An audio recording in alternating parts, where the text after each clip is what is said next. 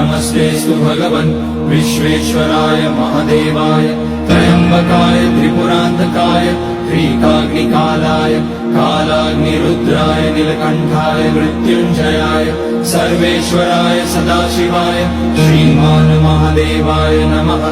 ॐ नमः शम्भवाय च मयोभवाय च नमः शङ्कराय च महेश्वराय च नमः शिवाय च शिवतराय च।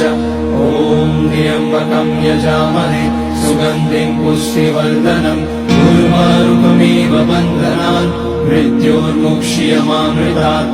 नागेन्द्रहाराय त्रिलोचनाय भस्माङ्गनाय महेश्वराय नित्याय शुद्धाय दिगम्बराय तस्मै नकाराय नमः शिवाय।